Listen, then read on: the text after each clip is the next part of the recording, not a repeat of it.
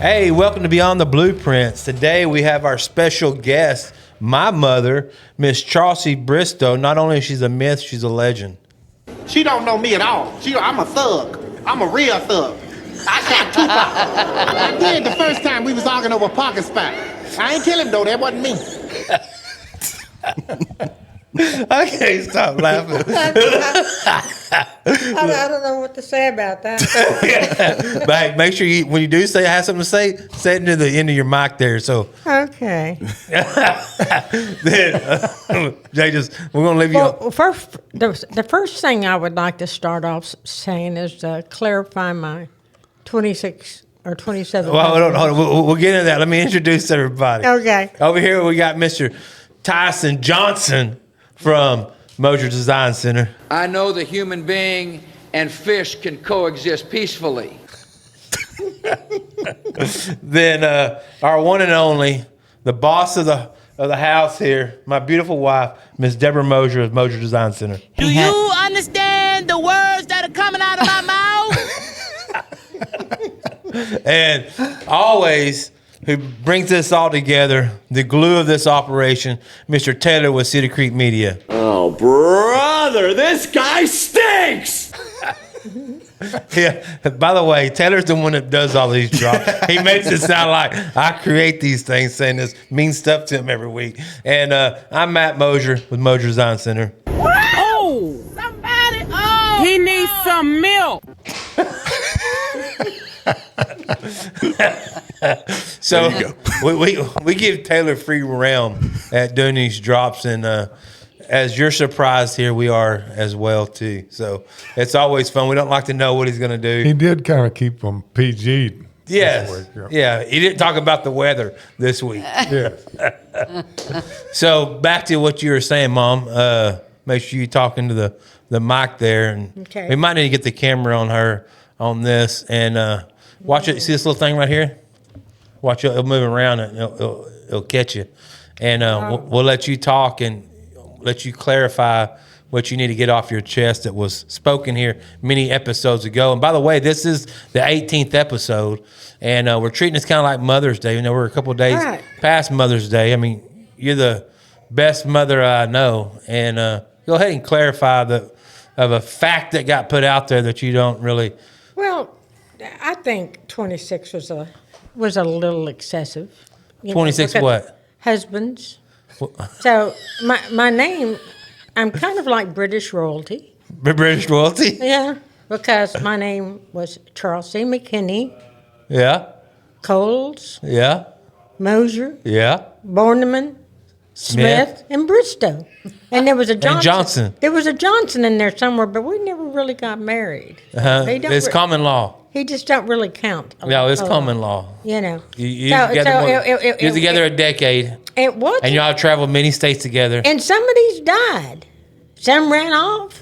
I mean, I wasn't to blame for all of it. So, The death or them running off? well, either one. Either one. I didn't kill nobody like Betty Beach. No. Oh, try to. Well, I only threatened. Huh? I threatened How? with a shotgun. So then let me remind you. She don't know me at all. I'm a thug. I'm a real thug. I shot Tupac. I did the first time we was arguing over a parking spot.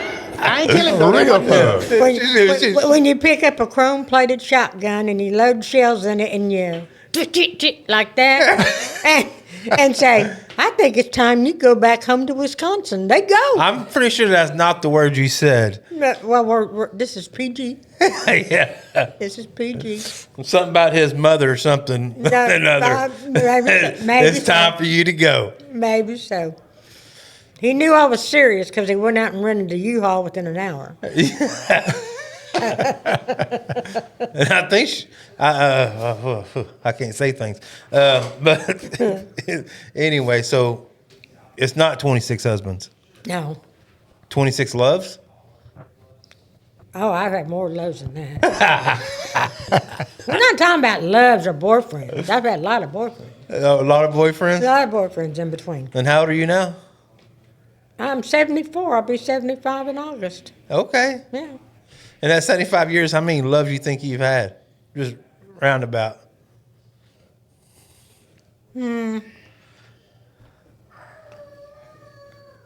don't know. Probably about 15. Really? I've had That's about how many husbands you had. I've had infatuations, but but You said love. Yeah, you said that. Yeah. Yeah.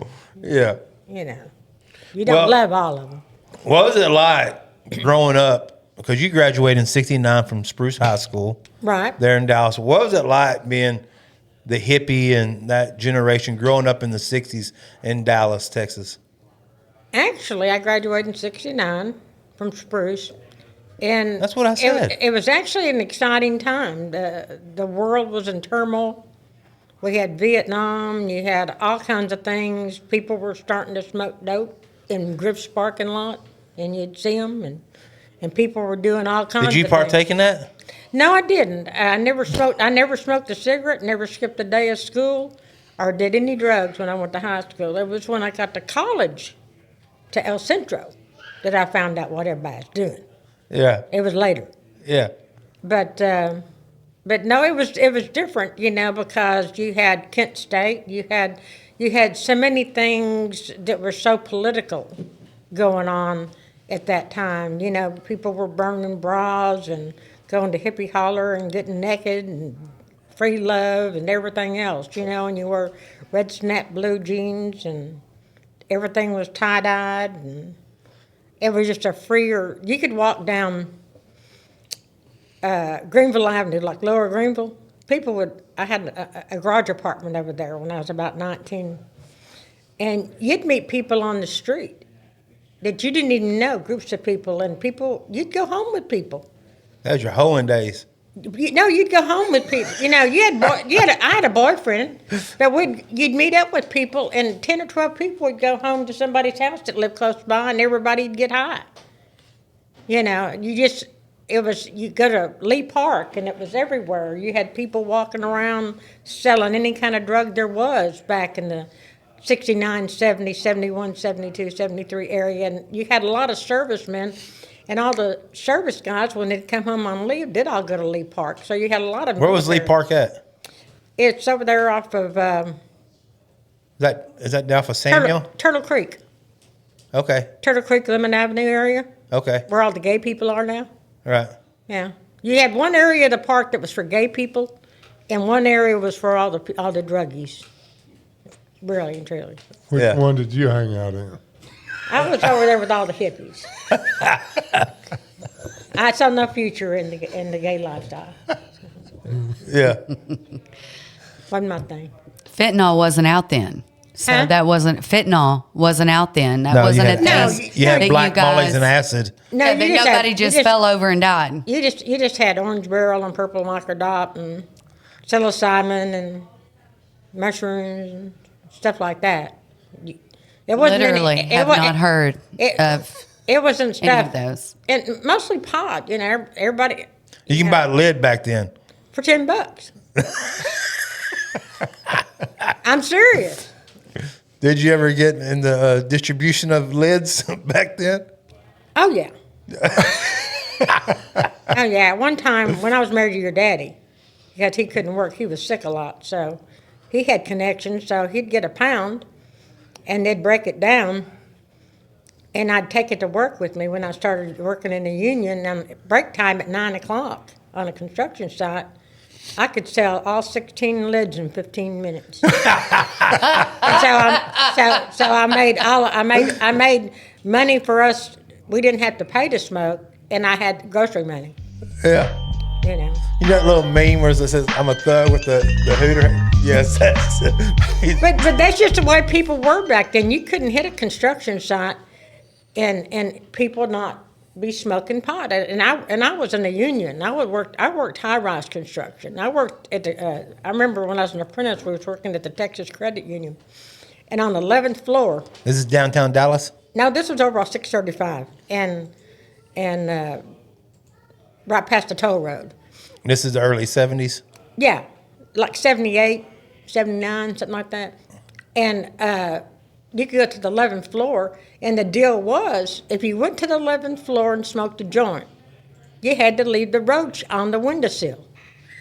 So you could go up there and you'd see 25 or 30 roaches on the windowsill. You just wouldn't, and if you went up there and didn't have any, you just picked up whichever one you wanted and smoked it, you know. But that's the way it was that's the way things were back then. They weren't drug testing then.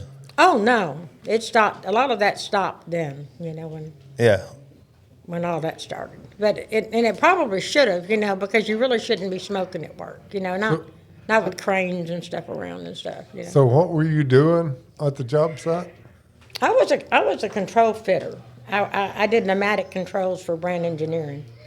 And so I worked by myself. I didn't have a crew. I had a boss that had a van that would drop me. I had my own car, and I was my own boss. I had my own blueprints. And the plumbers tried to tell me what to do, but they couldn't tell me what to do because the guy that ran Brand was the one that hired me, and I could do no wrong at that time. So Is that because of the connections with your dad? Partly, and plus he liked me because I Because you was young and blonde hair and... I worked hard. Yeah. I got the job. Nothing else, though. I got the job done. No, not really. No. So what was that guy's name? Bruce Maxey was over there back then. He's dead now. So that wasn't one of your list of husbands. Oh, no. The list of love. I had a deal. I didn't date my people that I worked with. You married one of them. The only one I dated, I married. Yeah. How'd that work out? Not real well. Should have stuck to that rule, huh? Yeah. Well, it was good. I'll tell you what, he was the best husband I probably ever had. That was her. As long as he was good. He was my third husband. As long as he was good. Right. But then when it was good, it was good. When he was good, he was a good father. He coached Matt and... Oh, he was a better dad to me than he was his own son. Right. I mean, he was good to me, bought me things, and treated me right, and was a partner. And it was the first one I ever had. He actually had a supply house down here at the lake. They started at Grooms, there in the shopping center of Grooms. Lakeplex Plumbing. Then they moved out there on Main Street in Gun Barrel, down by Legendary, somewhere right there in that little strip. Yeah, and then he put in a showroom, and then I decided we needed to... When you do repair work and you start out down here, you have slow times around Christmas and stuff, and I was afraid we wouldn't have enough money for Christmas. My dad was running a big wastewater treatment plant in Dallas and called me and wanted me to come up and be a foreman because no woman had ever been a foreman. I was the first woman in Plumbers and Steamfitters Local 100, and no woman out of 100 had ever, there's only 3 of us, had ever been a foreman. So I said... And it paid more money, and I thought, I'm going to do that. Well, Jerry didn't really like the idea of me going back to Dallas and doing that. And while I was gone doing that, working up there, I'd come home on the weekends and roughing houses. I did all the water piping. And Yeah, because y'all was doing new construction down here. And he ran off with another woman across the lake. It was the fire chiefs, wasn't it? Well, her husband worked for the city of Dallas. And I thought he was the fire chief of 7 Points back then. no, he worked for the city of Dallas as a fireman. But what's really weird is my husband now. He worked with he knows my husband now, her ex-husband, because they both worked for Freeman Decorating, setting up trade shows. Oh, that's wild. And so Justin was talking about his wife Charlsey, and he says, "Hey, I met a woman named Charlsey years ago that." My wife ran off with her husband. And Justin is your husband now? Justin's my husband now. And what number is that? He's number 5. 6. And 5. But 20 years before, he remembered me because he called me and asked me out to dinner one night. And I went out to dinner with him one night to talk about his ex-wife and my soon-to-be ex-husband. And I said, well, I'm never going out with him again. I said, all he talked about was how wonderful she was, too. I said, I didn't want to hear that. Yeah, you was hoping for like a little switcheroo. No, I just went to see what she left. I wanted to see who she left, what she left for Jerry, you know? Yeah. So, but anyway, that's that. So you cleared that up. Yeah. So, what was it like raising me and my brother in the 70s and 80s around the lake? It was good. I mean, y'all was pretty involved with different stuff. I mean, can you kind of go in detail about some of that? We moved down here in 81 when you were 4, and first thing we did was got you in soccer. And I think Chad played a little bit, but Chad wasn't as sports-oriented playing. He loved sports, but he didn't play that much, and... That's a nice way to put it. And Matt was always good at sports, anything he played, so everybody wanted Matt to play everything. So Matt played soccer, and we were involved in that till he was 7. And then... Who was my coach then? Was it J.D. Jennings? I think so. I think I got a picture with J.D. Jennings in it. And he's the one that, he does the funeral home stuff, right? Yeah. Right. Yeah. And Good man. he's married to Tina. But then when he was 7, when he got into football, we saw a lot of politics involved with stuff in Maybank at that time. So Do you think they're still involved? I don't know. I don't know. I don't think they do what we did. Right. No, I don't think we did a whole lot for Little League football at that time. I don't think politics ever leave But small towns. you probably still have the same parents griping about their kids not playing enough and different stuff going on. But Jerry and I got involved and got on the board. He was president. I was the girls coordinator. I was over all the cheerleaders and drill teams for probably about 6-7 years. And That's awesome. we had Debbie, do you remember- Debbie and James Oswald, Carla and Raymond. Raymond wasn't on the board. And The Kleins? the Kleins weren't on the board. Okay. Becky and Gary Williams were. Okay. And we had a lot of people that helped us, but we were very involved with football. Do you remember your first routine that you did as the drill team? What song it was to? I want to dance with somebody. And I made them. I made my drill team. Well, what's really funny is I always wanted a girl, and I took over. That was such a disappointment for her, even from the very beginning. It sounds like. I always wanted a girl, but I got the third and fourth graders. Yeah. The middle team, and after the first practice, The Pee Wee team. Yeah, I came home and I kissed the ground. I said, "Thank you, Jesus." That you didn't have a girl. Yeah, I said, "You knew what you were doing. I would have killed them." But they were a lot of fun, and did that for several years. I look back; those were probably. I met some really good friends, and some of them are still friends, like Debbie Oswald and stuff. We still talk on Facebook. We still see each other occasionally, at places. And those were, when you talk about good times in your life, those were some good times in my life, because we had enough money. We lived on the lake. It was like being on vacation all the time. Would you say that was the best era of your life during that time? As far as being a young person, yes, because it was a lot of stability there. Right. And I didn't have to worry about y'all so much, because I had a partner that worked and helped. Right. And now, as far as work went, it wasn't as great. I had other times in my life when my work situation was better and I did better, But it's all around. When I look back on fun times when we laughed and cut up and had good times at the lake, because we lived on the water, and all of our family showed up for the summer holidays. Mm-hmm. We had a good time. Yeah. And the only thing I regret, when you get older, you tend to reflect. Go down memory lane. I wish I'd have taught my boys more about Jesus Yeah.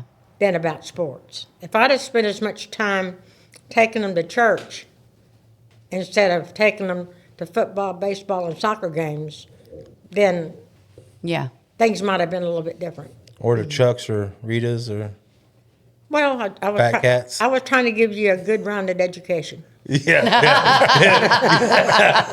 You can spit it out you want to. I would take you. I'd take you up there and let you play pool on Sundays. But On Sundays. I thought you didn't go on Friday nights and stuff when you were little. Okay. You didn't Okay. when you were 12 and 13. Now you might have went when you was 15 or 16, but you didn't go when you were little. Yeah, okay. And I remember spending. Well, I remember having Christmas parties at these places and Thanksgiving parties. It's Well, like it was our during- other family. it was during the Like, hey John, how you doing? it was during the Hey day. Mary. It was always at Walker's or Rita's. You know, it was always during the day. You know, for Christmas. We and used to go. Thanksgiving. We used to go on Friday nights and stuff. And I was about 13, 14 when we did, because you had that old blonde-headed girl living with you at the time, your little roommate, Kathleen.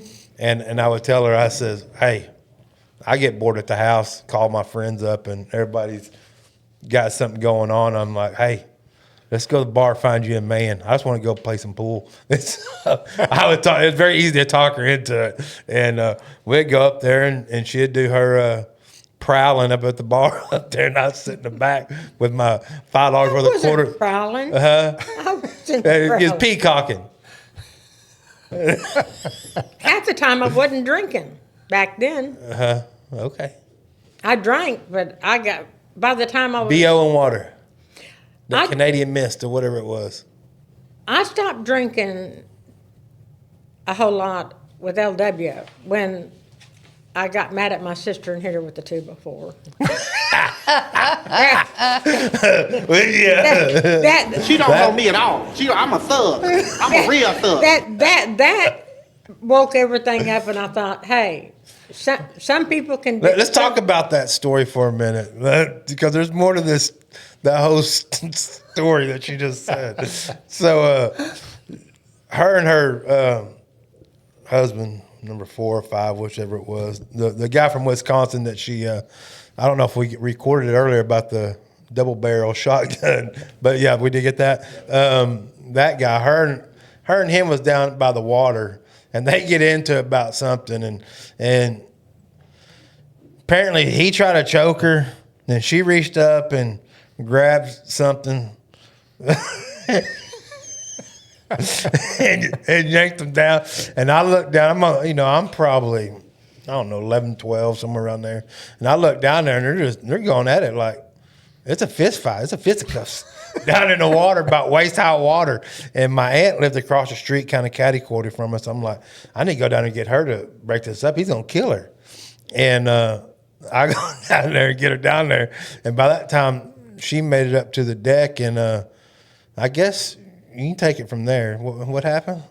Well, that wasn't the time that I hit her with the 2x4. Yeah, it was. No, it wasn't. It was a deal with that LW.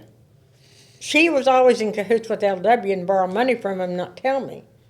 And LW was acting up, and him and I had gotten in a fight, and Mother and them heard it.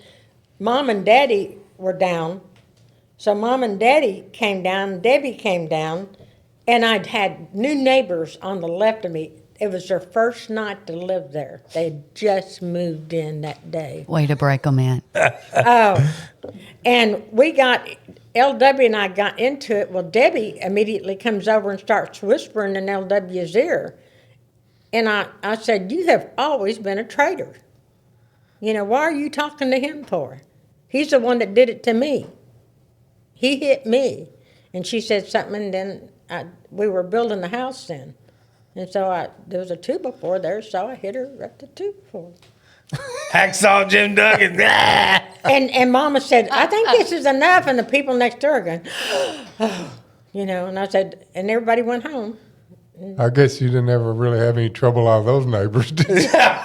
No, really and truly, they turned out to be real good neighbors, because we had this wolf dog named Dakota that was LW's dog. And she planted these beautiful flowers in her flower bed. And I didn't realize he was going, every time she'd plant these flowers and they'd bloom, he would go over and eat the tops and eat the blooms. and I would be sticking up with stems and stuff. Yeah, I got a dog like that at home. And he ate all her flowers. And then one day I looked out there, and she's got all these artificial flowers in her flower bed. And I asked her, I said, why are you putting artificial flowers in your flower bed? She says, well, I didn't want to tell you, but every time I plant flowers, Dakota comes and eats them. She said he don't like these artificial ones, you know. I was scared to say anything about it because you might get that tumor But out. they ended up being real good neighbors. I think she might have let her sister out twice with that 2x4 because the story I remember, she came up to the deck and I brought my aunt down there to help break it up, and she laid her out too. So it might have happened twice. Well, then he went down to my parents' house the next day and wanted to show them what all I'd done to him, and they didn't want to see what I'd done to him. Yeah. 'Cause I remember it was personal. the one we were talking about that had the plumbing company or stuff, Jerry, and he's dead now. Rest in peace, Jerry. But when she found out about it, she had a service van, and I'm in the passenger seat of the service van, and she pulls up. They already moved the shop down here to Gumbel on Main Street, and she pulls up to it. She says, "You wait right here." Well, apparently this old girl that he was messing around with liked to paint. She was somewhat of an amateur painter, and Jerry had one of her paintings hanging up in his office that my mom never even knew until everything comes out, because she found out because people saw him and her in town at the ranch house, which is now Hector's, eating dinner, or at Catfish Corner, some of these restaurants. Mama started hearing whispers when people were talking. Well, she found out, she already knew that this dude's done. And she walked in there and grabbed that picture and hit him across the head with it, then picked up a piece of pipe and started whooping him with it. He comes running out the front door, and I'm sitting in the van, and he's got a picture frame around his neck and blood coming all down his face. He hopped in his van, takes off, and she walks out carrying a piece of copper with solder and fittings and stuff on it. She done whacked him with. And we go home that night. The next morning we're leaving, going somewhere, and his mom and daddy bought a lot in the same neighborhood that we lived up from the neighborhood, and his name was Leon. Leon and Addie was their names. And we're passing them, and they stopped the car, and he pulled a pistol out of my mom and says, "If you ever touch my son again, I'm going to shoot you," and stuff. So it was a little gangster back in the day. And then I told him, I said, if you tell your son to keep his hands off other women, we wouldn't be going through this. Yes. I said, I wasn't the one that started all this. Your son is the one that has been the one diddling around. All I've done is work.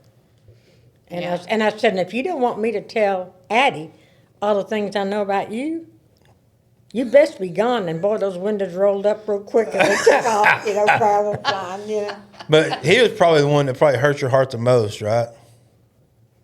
Yeah, I went through a nervous breakdown with that and didn't even know it at the time. Didn't know it till later because of all the symptoms and stuff. Because I couldn't stop crying, because I never would have thought that he would have done that, She said when she married him, the story she told me, it's been years ago, she told me, she says, "I'm going to marry me an ugly one. That way I ain't never got to worry about it."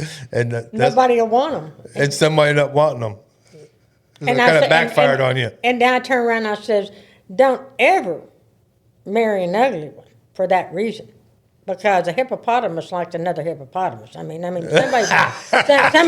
somebody's going to want them, So make sure they're at least good looking and stuff. And so when I met Tom. Oh, come on. That was why I liked Tom. He had a pretty body, But he had nothing between the ears, And after it was all between the legs, is what she told everybody. and so, after a year, you're making me sound terrible. If Pastor hears this, he's going to discommunicate me. We're talking about a long time ago. I know. God's forgiven me for all those things. Yeah. Can you make me sound better? You've been restored. We're just. You got any good questions? You're the one that said he had a Good pretty. question. You're the one that said he had a pretty body. Well, I didn't go into detail. She didn't say all that. Well, that I mean- Taylor may bleep. We'll see. Well, go ahead, finish. No, it's She's waiting for you to bring out the good. yeah. The good, there was nothing good about that man. No, Nothing. no. There's He's still alive, ain't he? Or did he just die? he died too. Yeah. The only one that's still only one of my exes that are still alive is the worst one. The first one. The first one. He's the only one still alive. The worst of the worst. Worst of worst. Yeah. We don't really need to get into that. No. Did you have a happy childhood? I had a good childhood. Mother and I had problems because she always favored my sister, but all in all, I had parents that were ahead of their time. You know, they would sit down and talk to you, and if they were going to ground you, they told you why. They gave you a chance to refute it. You know, they let me talk. Yeah. And so I could talk. Rebuttal time. My dad would sit down at the dining room table, and he was always interested in world history and stuff, ancient civilizations and the Ring of Fire and all this stuff. And he'd get all these books out, and him and I would sit at the dining room table for hours and talk about stuff like that, you know. Right. And my parents always made me feel like I was the smartest person in the world. Right. Well, They said you kind of are. There's not anything you can't do. You are more than enough. Anything you want to do, you can accomplish if you want to put in the time. Mm-hmm. And they always taught me that. So I never let. And you had a good role model from your dad. I mean, my granddad lost his hand when he was like 7, 8 years old, and he still ended up being a one hand plumber. Yes. In the local 100. Master plumber. And he found ways to, even though with his disability, to still do things. So I could see how you looking up to him and them. He wasn't a Be that victim. way. If you get a handicap, you're only a victim if you allow yourself to be a victim. Amen. It's how you want to live your life. Yeah. And so when I was about 25, when I was pregnant with Matt, they got tired of helping me, you know, because I kept having trouble and waitressing and losing jobs. And I just had Chad at the time. And I was with Matt's dad. And Dad, it was like 76. Dad said, hey, affirmative action is really big right now. I've got an idea. And I said, what's that? He said, I want you to join the union. And I said, are they wanting people? Yeah, they're wanting people. And I said, well, okay. What would I have to do? And he told me, go to school 2 nights a week, 9 months out of the year for 4 years. And then I'd turn out, and then I would be a plumber. And I said, okay. So I was pregnant. I was about 5 months pregnant when I went and signed up. And the business agent at the time was a guy named Dale Seastrunk. And he was best friends with my Uncle R.D. And first thing he said to me, he said, girl, I used to change your diapers, you know. So, I mean, our union deal went back years and years. I had uncles and my dad in the union. And I was accepted, and I was the first class to ever go from 5 years to 4 years. And I started in February 3rd of 1977 is when I started school. And I was like 7, 8 months pregnant with Matt. And one of the funniest things was I had welding class 1 night a week. And so Daddy would give me his big blue jean shirts to wear over my belly. And I'd get in there with a hood and try to weld stuff. Well, there's these big metal tables, right? They're at Skyline. and I could ooch in with my belly, because I ooched in, and then I got stuck. And I had to start screaming, help! And they had to come and move the table to get me out, because I got my belly hung. But That's what's wrong with you. Yeah. That's what's wrong. But I welded. I went to school, and then what was really cool was my brother-in-law, Debbie's first husband, the mother of all her kids, Scott and I were in the same class. And then Walter Appleby was my best buddy, and his daddy and my daddy were best friends, Leland Appleby. And so we started out with 20 people in class, and I think by the time we turned out in 4 years, it was like 13 of us. But one of them was a Bradshaw, Andy Bradshaw. But we all had a good time. It was a good, but it was like people from high school. You get to school with them 9 months out of the year, 2 nights a week Right. for 4 years. You get close. you get to know them, you know. And but Selling lids to them 2 nights a week. well, they all did. They were all doing something. I mean, I remember us being in the parking lot. How to join or get left behind. I remember being in the parking lot, and half of us was out there. It was dark during break, and somebody lit up one. And somebody, I forget who it was, put their foot, there was a Jeep out there, and put their foot up on, their boot up on the tire, and broke the stem off of somebody's Jeep, and all you could hear was all this air hissing out, making this awful noise. We had to run and get out of there, before somebody caught us, But What was, being in I won't say brotherhood, you're a woman, like the local 100, like that. Was there any, did y'all do like pranks on people at job sites? they didn't like me. Because you're a woman. No, it was a. What you got to realize is that the unions and stuff and policemen and stuff, you have a lot of Masons. And it was like I was invading their territory. Because they had a saying, if it was easy, when an apprentice complained, they'd say, if it's It's easy. easy to have women and children out here doing it. Yeah. And so I kind of screwed that up because I was a hard worker.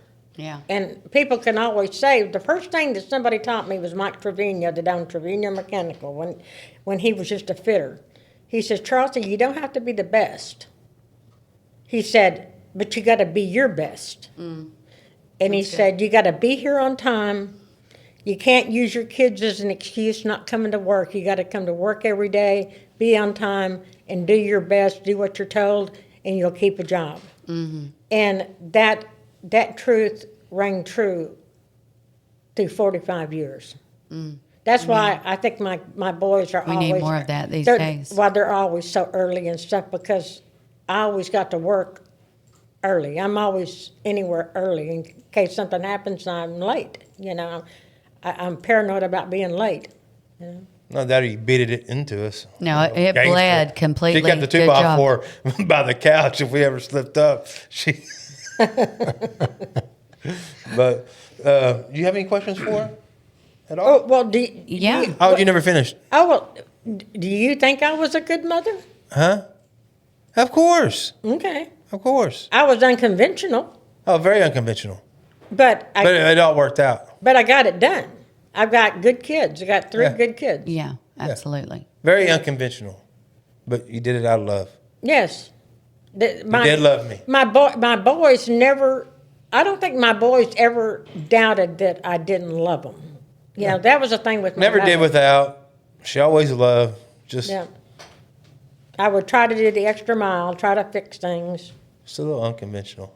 but a little unconventional. Well, unconventional led to a lot of funny stories. Yeah. So, I and mean, good memories. We had a lot of fun. Yeah. Yeah. We talked to her one day, letting out smoke bombs at the four-way over here in Gun Barrel, throwing it out her car while she's driving. Like, you could talk her into doing anything. When we were kids, she'd do it. She won't tell us no. And there's all kinds of things that we would talk her into doing, dancing and So some of that unconventionalness that you're talking about, that sounds like some of it came because of y'all. Like, well, by the time when all that You happened, could- my brother's already gone, just me and her. But yeah, I could talk her into anything. I mean, Yeah. she had to get a metal plate in her neck back in the early 2000s because I talked her into trying to stand on her head in the living room with to try to do a tripod where you put your knees on your elbows and stuff. And she tried it and broke her neck. Well, I didn't know it was broke in until I lifted something heavy, and then it went, and then they took 3 emergency rooms to figure out what was wrong with me, and come to find out I had the same injury Christopher Reeve had, except I didn't sever the cord. So I got to still. I am titanium. Yeah. And she had to go back. It's funny. It's tough. She had to go back because some screws and nuts came loose on her plate, and she asked the doctors, like, "Don't y'all know what Loctite is?" Well, Taylor, you got a segment for us? Let's hop into it. We got more questions. Yeah. We'll break it up a little bit. Sounds good. All right. Well, first thing's going to be first. Then everybody go ahead and pick a board. We got some dry erase boards for y'all here. So y'all pick one.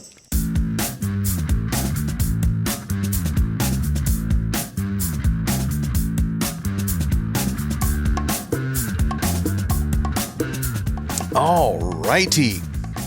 So, first thing I've got for y'all today is because I did know that we had a master of the plumbing arts here with us today. Well, let's be honest with each other, folks.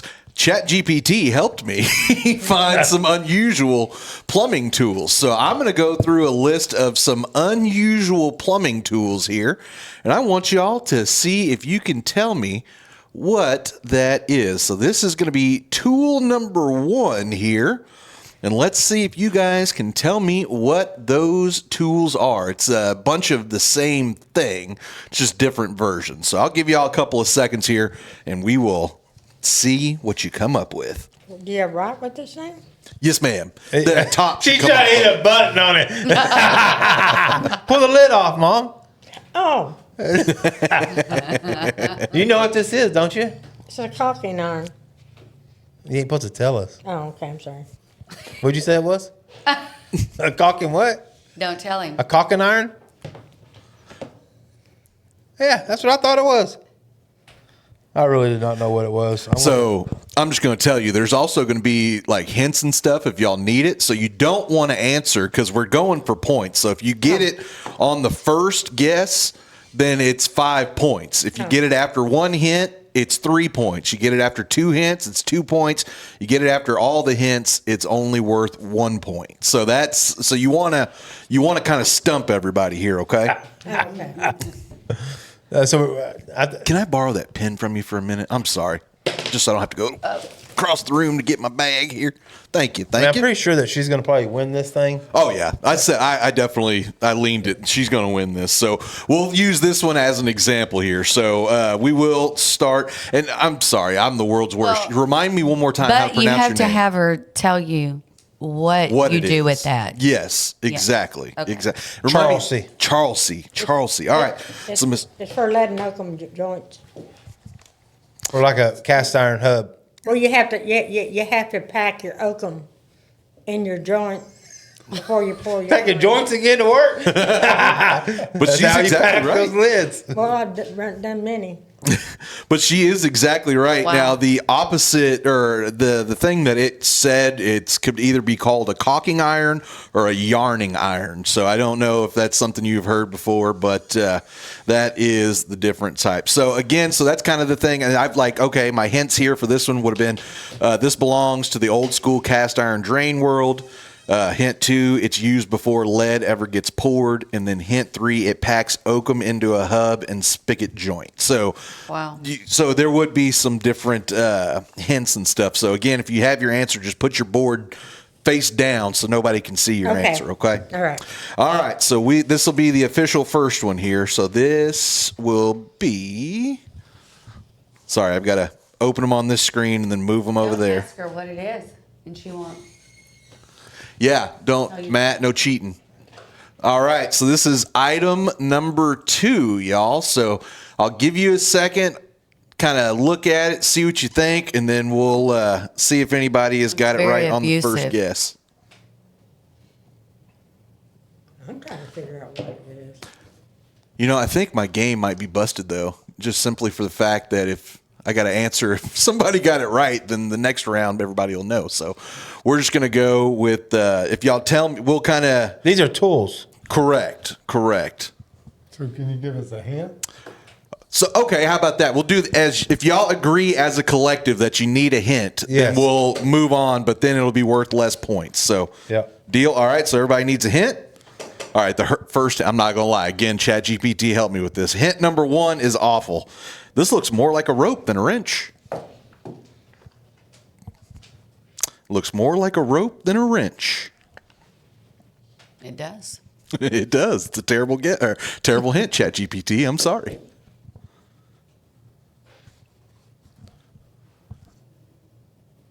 All right. Anybody have an answer? I've never used nothing like that. All right. I think it's sounding like y'all are going to need hint number 2 here. Yes. Unless it would be, Keep it to yourself.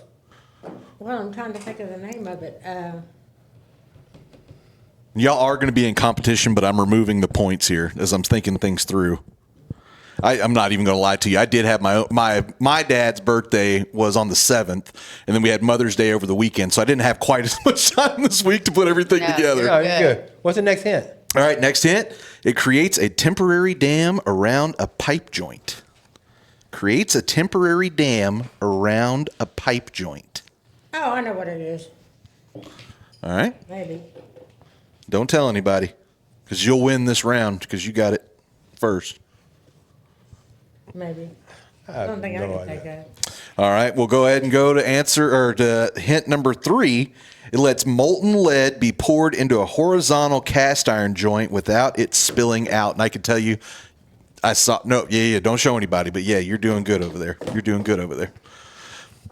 All right, so that is all your hints. We're going to need some final answers here. All right, Mom. What you got there? No. She got it right. So I want to see what everybody else said first. Let's start with Uncle Ty. Uncle Ty, what you got over there? I said it's a pipe joint dam. It's a pipe joint dam. Okay. I put pipe filler. Pipe filler. Okay. Lead filler. And Ms. Deborah, what did you think? Sorry. All right, tell them what it is, because you do have it right. It's a running rope. It's a running rope. But we never did it like, we never had gadgets on it. We just had the rope, and it's got the rope around it. Oh, okay. So we never attached nothing to it. You just put the rope around it tight. So this is a newfangled version, basically. Yeah, what you're telling me. I had a buddy when I was a journeyman, get hurt really bad. He was working at, Said something he shouldn't have. And he was working. She hit him with the 2x4. No, he was up like on a 16-foot ladder doing a horizontal joint. There was a lead knuckle joint, and he had his blue jeans stuck down in his boots because it was a real muddy job. He must have went up to the 11th floor before he got up there and forgot the he rules. was on the first floor, but it was real high ceilings. But when he poured that joint, it came down, and all the lead came into his boot. Burned him. Oh. And he had to go to the hospital, yeah. No, you taught us about the rules of that one job on the 11th floor in the windowsill. had to leave a roach in the windowsill. Yeah, Yeah. the joint. Maybe he went to the other joint on the 11th floor. Now, this guy then was- he came back down to the 16th floor. This guy was a different company, and he was straight as an arrow. He was a good guy. Okay, he wasn't hippie. No. All right, we'll move on to the next one, guys. Here is your third unusual plumbing tool. So we'll give y'all a second to look I know that what that over is. and see what you think. But Miss Deborah, don't worry, because I think I've been putting sorry for all my answers too, because I have no idea. But the next game, I think you'll be the best at, potentially. Potentially. I don't need no hints. Don't need any hints, huh? No. I do. All right, everybody ready for hint number 1 then? Can you zoom in on that label? That I can't do. All right, so here is hint number 1. This is used underground or at utility valve boxes.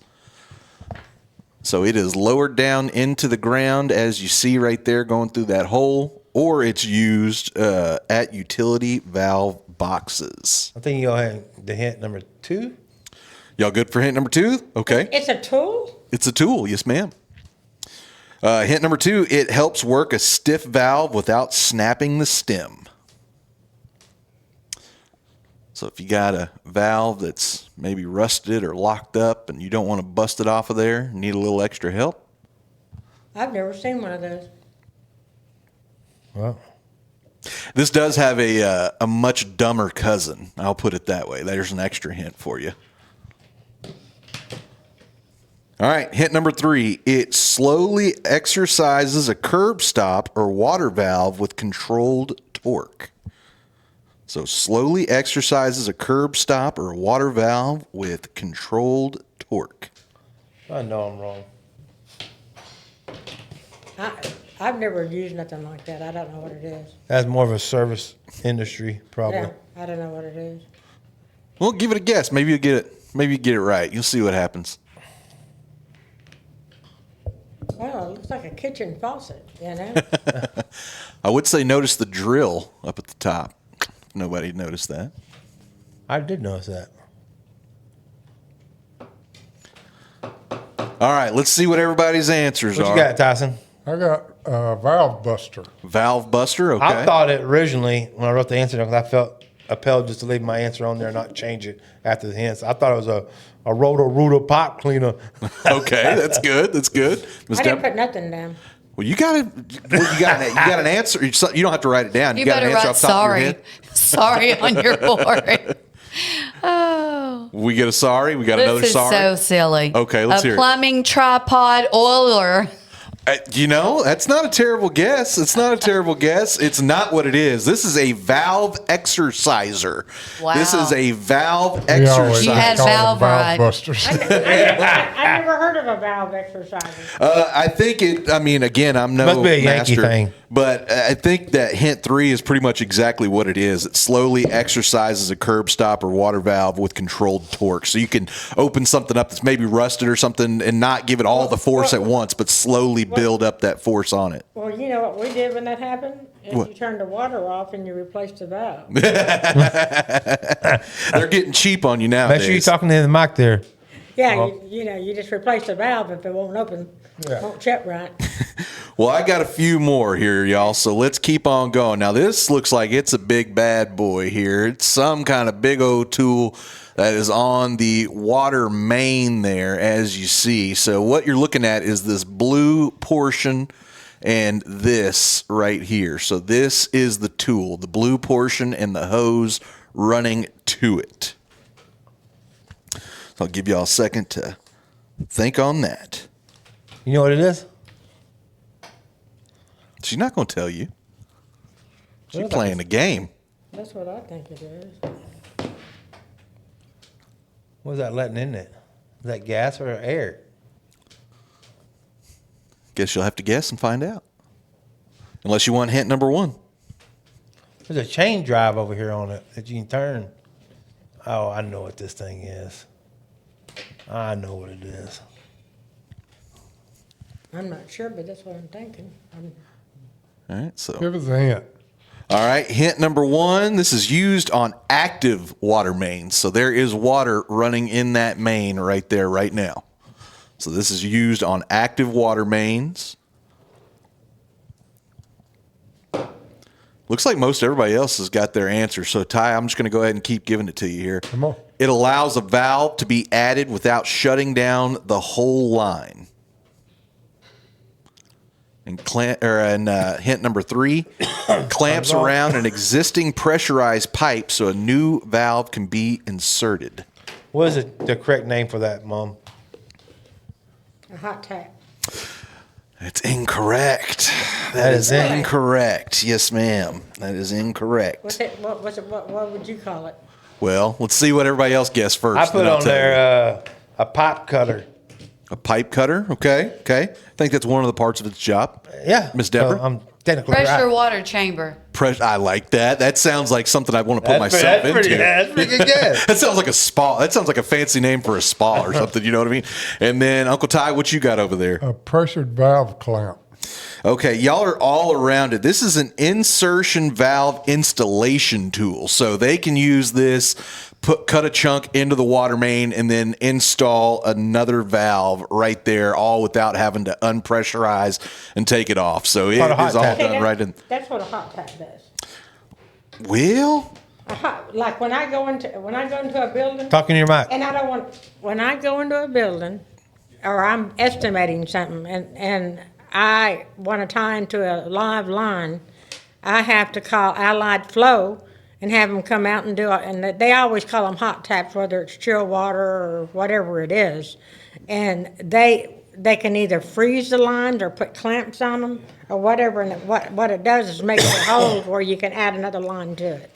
Well, we'll That's what a hot skip the tap is. next one because again, this is all from Chat GPT, but this is what they are calling a hot tap. And that's the only reason I said no, is because a hot tap is, it's saying it's to drill and tap a pressurized main so a new branch line I think you're wrong, could Mom. be added onto think- there instead yeah. of putting a valve It's into still the the water. same. It's still the same Concept. Concept. Sure. I mean, so with my answer, a pipe cutter, you're cutting a part of the pipe to put something. I think it's too close to call. It's a neck and neck Yes, finish. I We'll move on to the next one. How about that? I've only got a few more, so we'll you're good. keep on rocking. I like these. Well, I've got another game for you too. So this isn't all I've got for Yeah. you, but just a few more tools because a lot of them were like okay, one of the things Chat GPT told me to do was like air cleaning the brushes. So it's like, okay, well, it's not a tool. That's just air cleaning brushes and stuff. So, all right, we have got tool number, we skipped 5. So this is now tool number 6. So we'll give y'all a second or two, let you kind of look at that and see if you have an idea of what it is. And I will give you a hint off the top. It's not a mouse trap. It is not a mouse trap because that's kind of what it looks like.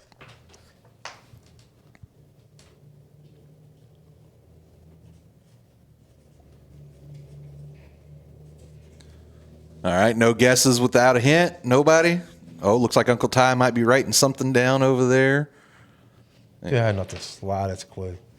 Me either. All right, what's the next one you got there? All right. First hint here, this tool gets pulled through the pipe, hence the little ring on the end there. So this is going to be pulled through the pipe.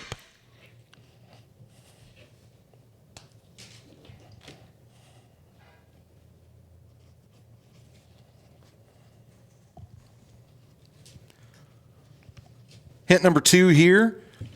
It checks whether the pipe has become too oval shaped. It needs to stay round, of course. So if it is starting to flatten down because of gravity or anything like that, or tonnage on top of it, this is going to make sure it's nice and circular. It has not become too oval shaped.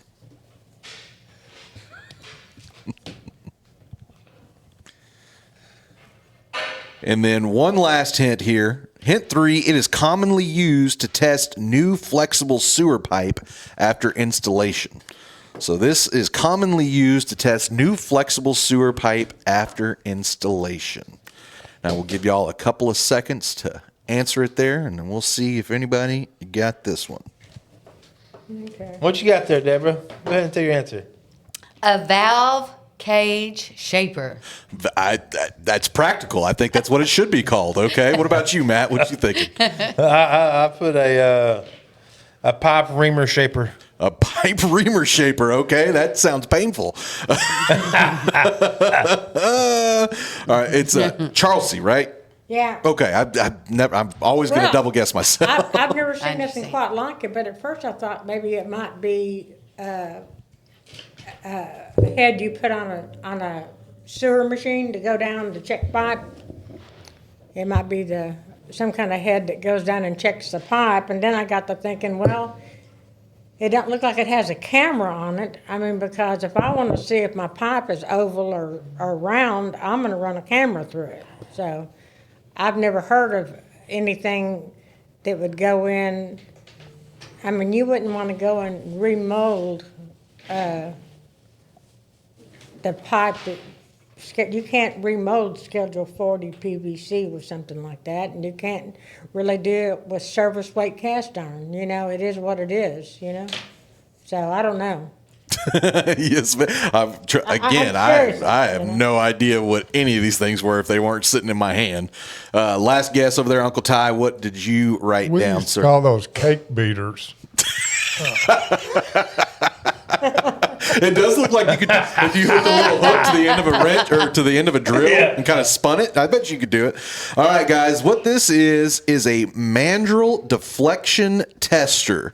So it is going to be a mandrel deflection tester, and again, it's commonly used to test flexible sewer pipe after installation. So what I'm thinking is maybe that like thin plastic piping or something like that. I mean, I really not 100% positive, but that is what ChatGPT came up with. So there we go. Maybe for subsoil, where you used that weird pipe. Hey, your guess again is about 1,000 times more educated than mine. Well, So I would go with I it. would never let one of my guys put that down and put it in my pipe. Tornado, what is that thing?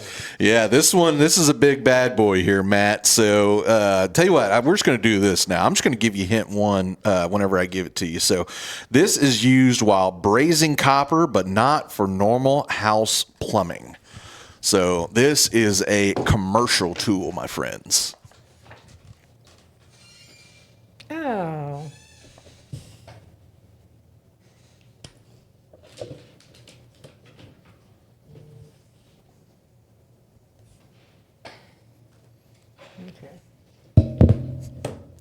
All right, ready for guess number 2 or hint number 2? This cuts openings back into branch lines. So you can cut an opening back into your branch line with this tool. I better put this on here.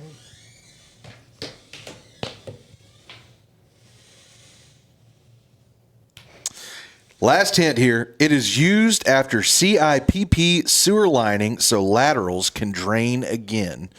So this is going to be to help get drainage going on the laterals. And again, I'm just saying words on the paper. I don't know what it means. That don't make sense either.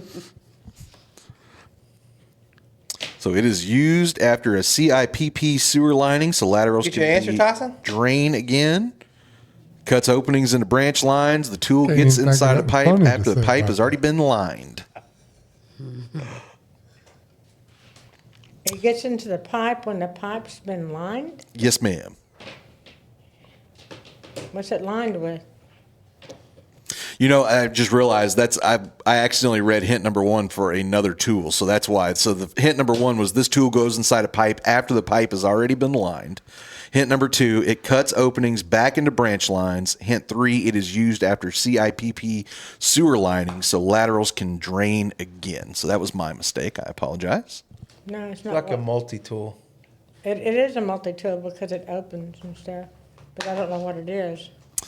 Well, you ready for me to tell you? Yeah.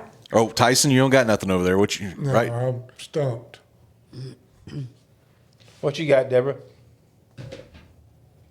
It's the big I'm sorry. It's the big. I'm What sorry. about you, Mom? What you got?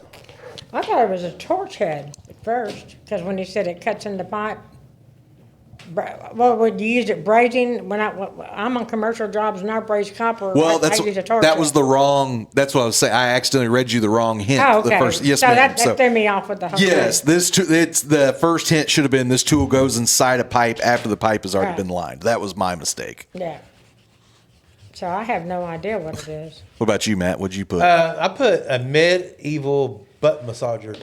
I don't know if that's a massage, but I was trying to keep it PG, but I don't know. I've never seen nothing like it. well, I'll tell you, those little circular things on the side are not buttons; they're wheels, guys. This Right. is a reinstatement cutter, so it can actually it's a little sewer robot that can crawl through and cut inside a pipe. So that's what that tip is there, is so that it can cut pipe, but Oh, so you don't can sit on send it? it through. No. Okay. It's a little bitty guy that can be sent through the Like pipe that head and then cut on it. turns. Oh yeah, oh yeah. I should have known it. I should have known it. All right. Well, I have got 2 more here, y'all. 2 more. So we will go ahead and move on with this guy Hopefully right that here. won't know. All right. So next tool here is going to be this guy right here. So I will give y'all a second to look that over. First hint is this is used when workers need to block off a pipe without crawling all the way down to the spot.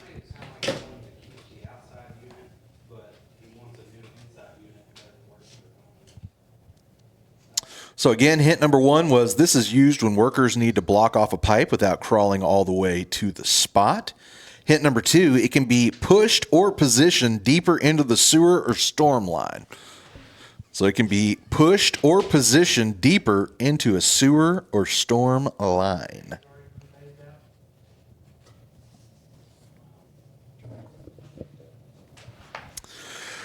All right, hint number 3, once positioned, it inflates and seals the pipe for testing, bypass pumping, or isolation. Okay, I know what that is. Once positioned, it inflates and seals the pipe for testing, bypass pumping, or isolation. All right, everybody got your answers? Yep. All right, let's see what you got. I got test ball. Test ball. What you got? Inflatable pipe plug. What do you got, Deborah? A plumber's whoopee cushion. I want to say that honestly, both of y'all are right. I think it's just a different name for what this is called, but the gospel truth name of it is a remote placement pneumatic pipe plug. So that is, I get what y'all are saying, and it's easy to say, Tyson's but a little I think bit closer, I think. Pneumatic pipe plug would be real similar to an inflatable pipe plug. I mean that's So true. technically, I think, even though me and my mom was probably right, but you're more right. I mean, I think that's fair Thank you enough. very I think that's fair enough. Yeah. Yeah. All right. Well, fair enough is I got one more of these things here. So we are going to do one last tool here, and it is going to be this guy. So it's kind of a set of stuff, as you see, but it is considered one tool.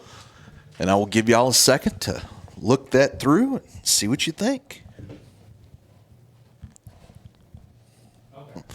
My belt buckle's digging into me. I gotta stand up for a minute. If you're wondering why I'm wearing Cedar Creek Media stuff today, I got a scholarship banquet at the high school after this, so going to give away our scholarship monies. Oh, So. that's awesome. All right, guys. So hint number 1 on this tool finds leaks that water, dye, or smoke might miss. So, again, this tool finds leaks that water, dye, or smoke might miss.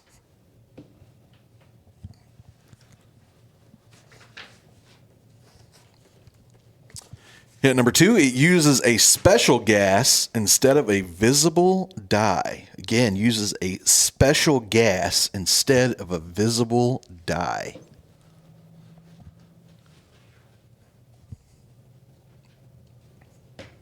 Well, the gas is probably nitrogen, but I don't know. Hint number 3 here, a detector sniffs for hydrogen, helium, or other trace gas escaping from a pipe. Again, a detector sniffs for hydrogen, helium, or other tracer gas escaping from a pipe. So I would assume that little black hose down the end would be your sniffer. Well, and you before I got the hint, I already put my answer down. So, Well, you taking your gauges and hook them up to the tank of whatever gas you're running through it. I'm trying for max points here. I don't need hints. Well, let's see what you got then, Mr. No Hints. Well, I put on there a plumber's booger detector. It's like one of those little baby booger suckers. I mean, it looks like something. I don't It's a Frida. There you go. I like it. I like it. All right, who wants to go next? Sorry. Yeah. I didn't get past pressure tester. I got a gas gauge tester. Okay, Uncle Ty. I got pressure test gauges with a sniffer. Does that go down? When you use that, does that go in the plumber's crack? No, usually coffee. Coffee. That's the only thing I've been poured down my crack. So I think this is another one where we're just going to have to give it to you. That is a tracer gas leak detector. I got detector part right. I mean, everybody had a little And it was piece a of plumber kind of what detector. it was, you know. So that's why I'm saying, as a group, I feel good about it. We're not going to give you 100, but we will give you the passing grade of 70. How about that? That sounds pretty good. Hey, It has been. if we get good. to go to the next level, that's all that matters. Well, that was it for that. So why don't y'all talk amongst yourself for just Well, I a think second? with I'll technology- get us all squared up. Things have changed so much throughout the years. Well- like you said on that little contraption It there. still you runs said downhill. We would have just used a rope. Well, I mean- even on jobs now, like if you do a school or something, if you've got, you'll go out there and you have to water test to get it past inspection to get walls and stuff. You know? Yeah. And if there is a problem, you do a smoke test. And it's usually as far as it goes. Once it goes past the smoke test, you don't usually go any further than that. Not unless you'd run into something like this at TI or places that use gases and different things to where it'd really be serious if there was some people died at TI because of gas. Some gases you Argon can't gas. smell. Yeah. Argon gas. A lot of times when they're doing like stainless steel pipe, when they're doing the welding on it, they have to purge the line. Purge the line means they're allowing like an argon gas to get in the line. When they're down in a ditch at TI, and they had the lines purged. You take if it's a 6-inch pipe, they put a little plastic cap on it. They tape it there, cut a little hole in it, stick that little 1/4-inch plastic line in there, and they'd have those Dura tanks up on top pumping argon gas in there because they did something with the welds or something that made them pretty or whatever. But the problem is that argon gas is heavier than oxygen, and so it's set in the ditch. They saw that a purge line come unloose. A plumber jumped down there in the ditch to plug the line down and took a breath and collapsed, and the other guy went down there to save him, and he died. Yeah. I think the one you're talking about. It was the crew Matt used to work with. Yes. That happened right after He quit. right after I quit. Thank goodness. At TI, but it's real serious. Well, a lot like when you do any kind of medical gas in a hospital and stuff, you always have to purge it while you're self-alcine joints. You run nitrogen through because it makes scale on the inside, and if you don't get all the scale out of there, when you hook up med gas to patients and stuff, that stuff could go down in their lungs and stuff. You kill people. They had some really cool when I was the little short stint I did in the union. They had some really cool stuff that you never really see, like on a job site and stuff. They used to have these machines, and they run this clean room pipe. It was a plastic pipe, and before it left the facilities, it'd get wiped down with alcohol. Yeah. Okay. Then they'll put bags on it and seal it up, like you would a medical supply. Then they take it to the job site. Once they got in the clean room when they're installing the stuff, they'd open it up and they put it in. But when they take these pipes, they would weld it. They had this little machine that would go in there and they'd press it together, and like a heating plate would go in there, heat it up, and they'd take 2 pieces of pipe, stick together, and fuse them together. There wasn't couplings and stuff like that. It was called tool hookup. When you work at TI, it's called tool hookup. I never worked in tool hookup. Now, I've worked in those areas, Right. but I've never done tool hookup. Is there any, I asked you earlier about any pranks when you was on one of these job sites and doing the plumbing stuff. Was there anything you mentioned to me earlier before in my office earlier about about a porta potty and a crane incident? Oh, they were plumber. I was on top of a building, and plumber locked me in the porta can because it has outside locks. Because the crane was fixing to take it off the building, the porta potties had showed up, and it was a 10-story building, and they were hooking the chain up to the top of it, and an electrician, Ling Oliver O'Dwyer, the Ling Zingers is what we called them. The Ling guy that was my buddy came over, unlocked me, and let me out before the crane took me off. But they were going to take me off a 10-story building inside a porta can full of poo-poo, and I had to get my bluff in. I learned real quick that it's kind of like a bully. If you let a bully get the best of you, then you suffer with that bully. And so I told them, one day at break, we all sat around the lock box at break time. And most of the buildings we worked on were office buildings, and they didn't have glass. They were coming to her lock box to get their lid. Well, yeah. Now, they had rope around, they had the cabling around the building. You didn't have any walls, just slab. And I said, y'all come here, I want to show you something. And they all walked over there where I was looking. I said, see that where everybody's walking in and out right there? And they says, yeah. I said, do you know how easy it would be for somebody to drop a haydite block on somebody's head when they walked out? And you could run away and nobody would even know who done it if there's nobody on the floor. I said, a person could get hurt real easy. So I'm telling y'all right now, don't you be jacking with me. She don't know me at all. I'm a thug. I'm a real thug. And they were all afraid of me. They said, don't mess with Charlsey. Don't mess with Charlsey. She'll hurt you. And then when I was a journeyman, I was working with my sister back in her drunk days and running around with that electrician. And Geraldine, me and Geraldine, there's like 15 or 20 of us. That's Trey comes in here, his grandmother. Anyway, we're all up Geraldine? there. And Her name was Geraldine. And Debbie had went out with the electricians drinking all day and came back at quitting time to lock up. And it was quitting time. We were putting our tools up. She came up and grabbed me by the head, and she was giving me a knuckle sandwich. I said, and I'd worked hard all day. I said, Debbie, let me go. She's talking about her little sister. And I said, Debbie, and she's bigger than me. I said, Debbie, let me go. And she wouldn't let me go. And just read, when that film goes over me, I went and grabbed her head and pulled her over my shoulders and body slammed her on the concrete. And I think I almost broke her elbow. And there was just like everybody, all the guys in there went, like this. And they said, see, we told you not to ever mess with her. She'll kill you. I never had to worry about anybody doing anything to me again, because they said, she's mean. Yeah. Yeah. Well, I'll tell you what, y'all have got an awesome relationship for a mom and son. Like y'all have got a pretty cool relationship, but I do want to kind of put you guys to the test a little bit more, if y'all don't mind. Do y'all mind going to the test a little bit more here, guys? Mama says that alligators are ornery because they got all them teeth but no toothbrush.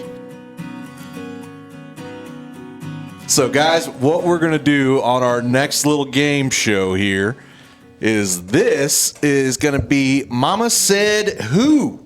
So get your game boards back out. Mama Said Who. So what we're going to do, y'all, and I do have a board here. So Matt has kind of bogarted him there over under his elbow. But we are playing for a prize today. If you win this game show, you will get a fantastic... Matter of fact, Matt, show the camera here if you wouldn't mind. Show the camera.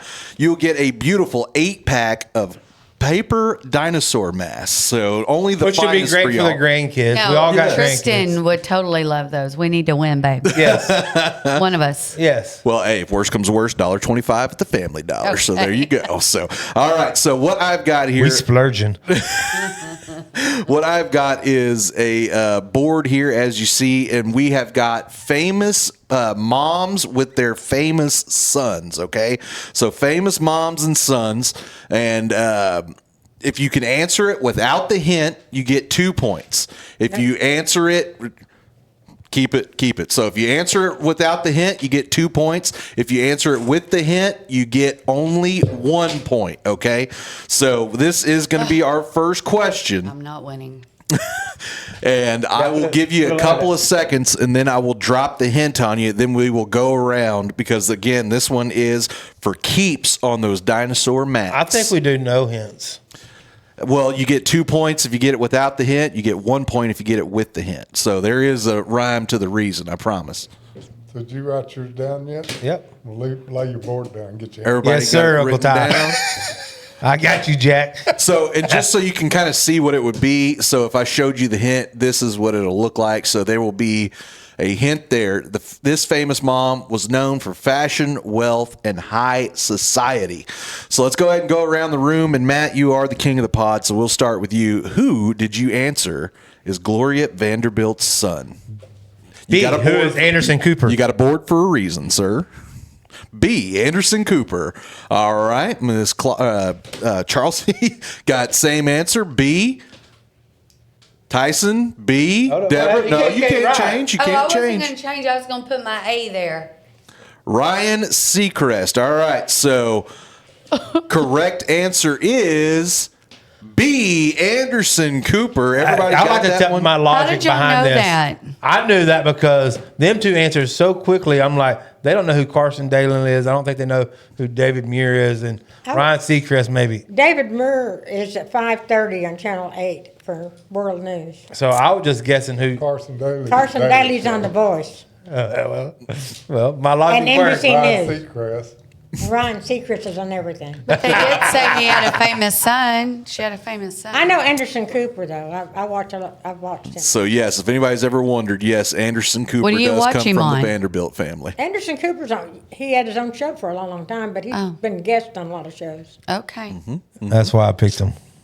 All right, we're going to move on to the next one. So everybody got 2 points there except for Miss Deborah. Unfortunately, wasn't Deborah, able to get ones there. But the kids need we to still got a lot more here. We still up. got a lot more. Step So up. next one here, Valerie Bertinelli. Who is her famous son? That is Valerie Bertinelli. Give y'all a couple of seconds, and then I'll show you the hint. That's an easy one. So again, Valerie Bertinelli.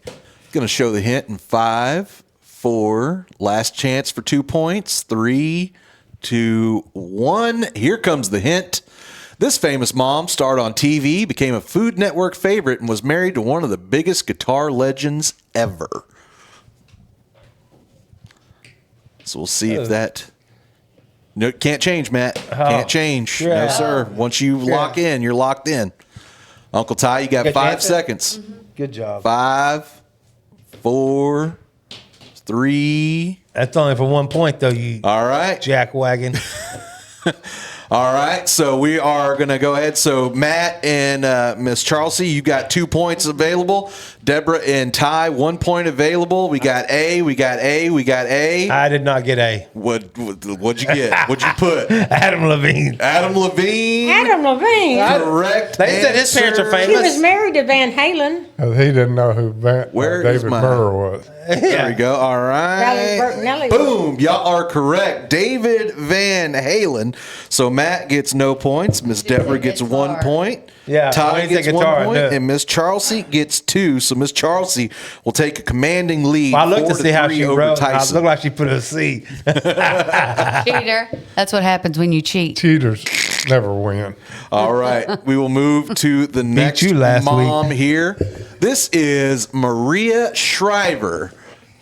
People don't know this. This is actually part of the Kennedy family as well. So Maria Shriver. She got Cooper Hoffman, Jack Quaid, Patrick Schwarzenegger, or Scott Eastwood. I will give you the hint in 5 seconds. That's an easy one. All right, hint coming in. It looks like everybody got it in for 2 points. Here's the hint. This famous mom is a journalist, author, and member of the Kennedy family who was once First Lady of California, which tells you Patrick Schwarzenegger. So we got Miss Charlsey with 2 more points. Let's see, Tyson. Let me see everybody's answer. So nothing for Miss Deborah. She went with the Cooper again. Tyson, let me see your answer. D, nothing for Tyson. She was And married. Matt, She was D. married. to I Arnold. copied you. Oh, I didn't know. She was married to Arnold Schwarzenegger. I was going to pick Schwarzenegger. Well, then that would have told us all the answers if we didn't know who she was married to. So Miss Charlsey is dominating now. 6 point lead. She has doubled the next closest. That's just Or, because she she's has old. 6 She ain't got points. nothing to do, and she keeps up with all the gossip. As a kid growing up, we had the Inquirer magazine next to our toilet. I read all the time. Well, this is Yeah. the easiest one out of them all. If you don't get it right, then I don't know here. So I know this that. is easy money right here, got folks. this. So famous mama Yoko Ono. So I'll give y'all a second.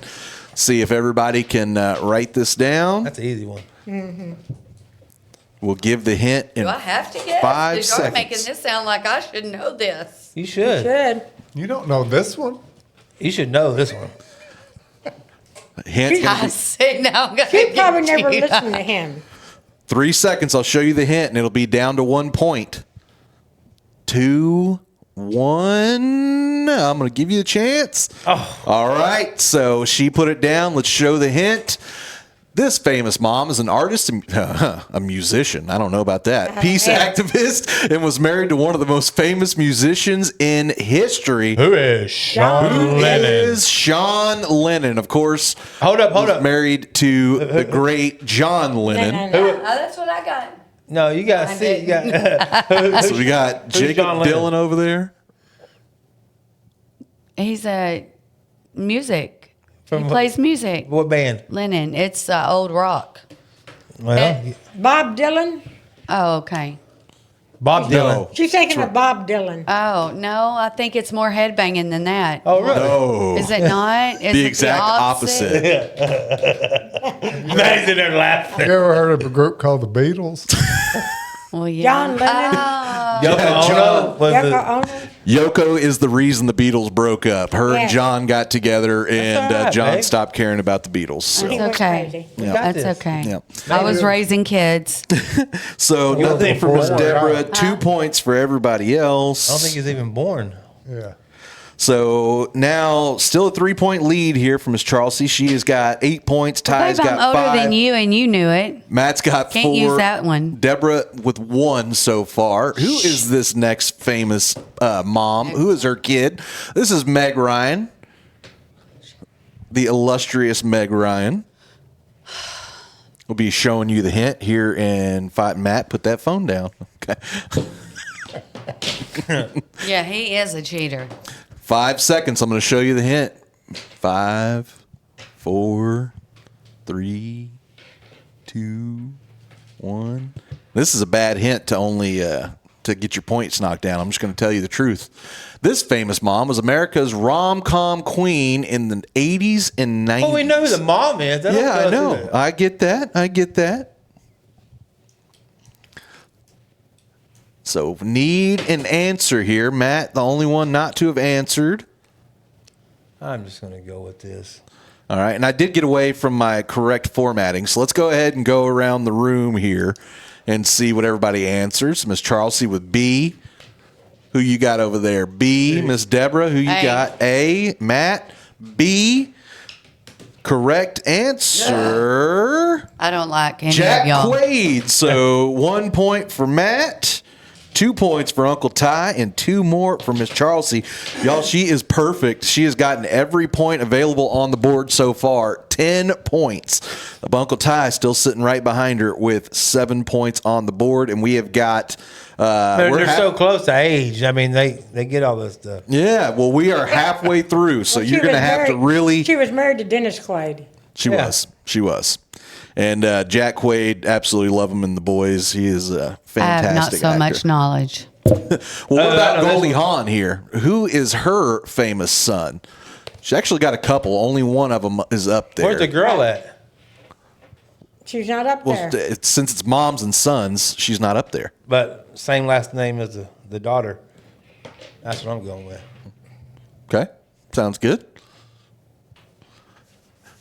I will be giving you the answer here in just a second. Did you write your answer down, Matt? Yes, I did. Did you write it on the back side of it? Yeah. Okay, I didn't know the back side worked. Yeah. Okay, sweet. Deborah's got All pick. right. So I'm going to show you the hint in 5 seconds, Miss Deborah. So if you want those 2 points, you got to get the guess. Oh, my 2 points is not going to matter at all in this game. Come on now. She just wants to get one right. Give her a hint. Here is the hint. This famous mom is an Oscar-winning actress known for the comedy, charm, and being one of the biggest stars of the 1970s and 80s. Laugh in. Favorite movie she ever played in is Wildcats. All right, so Miss Deborah has a chance for 1 point here. Everybody else for 2. Let's start with you, Miss Deborah. A. A, okay. Matt, what you got over there? I went with C. Will you show me your board? I went and spent $2 a piece on these boards. All right, C. Miss Charlsey has got C, and Uncle Ty has got A. Correct answer is C. Oliver Hudson. Kate Hudson. Kate Hudson's brother. Yes, Yeah. sir. So Matt gets 2 points.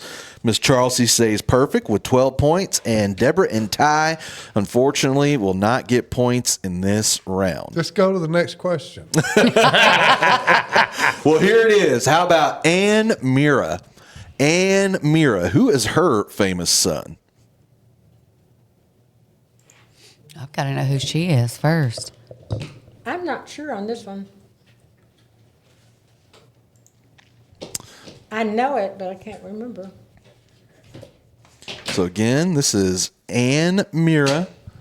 Who is her famous son? I will be giving you the hint in 5 seconds. You taking the hint? Or we all got answers? 1. All right, Uncle Ty is writing it down, so we'll let him get it in. I want to go with that one too. How does this help you at all? This famous mom was one half of a comedy duo with her husband Jerry and she had a long career in TV and film. If that tells it to anybody, that is the illustrious. We got to get their answers. So we'll start with you, Miss Deborah. Who you got? C. Okay, Matt. D. Tyson's got A. Miss Charlsey's got D. Correct answer is D. Ben Stiller. So Miss Charlsey with 2 points, Matt with 2 points. So now closest in the clubhouse behind Miss Charlsey is Matt, but he has got 9 points. Miss Charlsey has 14, so she is rocking. How many questions rolling. You got, Elise? We got 2 more. Right, we got 3 more. Excuse me. We got 3 more. Are we going to like double the points up so we get a chance to catch like 5 points apiece? Maddie, I need you to step in for me a minute. I like it. So how For about real. we go ahead and double all the points so they'll be worth 2 or 4 Ready? points apiece. Okay. So they will be worth 2. Then can we or gamble 4 our last points one? apiece. I like that. You see, this is why I keep you around. Well, I guess Wait the a opposite. minute. Why you keep me around. Just stop. How many points does Matt have right now? He's got 9. You've only got 7, so it really benefits in your favor, buddy. Okay. Let's go. That is no fart spray required. No fart. Hey, we got a substitution over here. We got a substitution. Maddie, This guy is good at this. I got all of them right so far. All right, so we've got 3 left to go here, and they are going to be worth 2 and 4. Did you hear the whole thing? Before the hint's worth 4 points now. After the hint's worth 2. So you want to get it in if you can before the hint. So next one here. How about Roxy Roker? Roxy Roker, who is her famous son?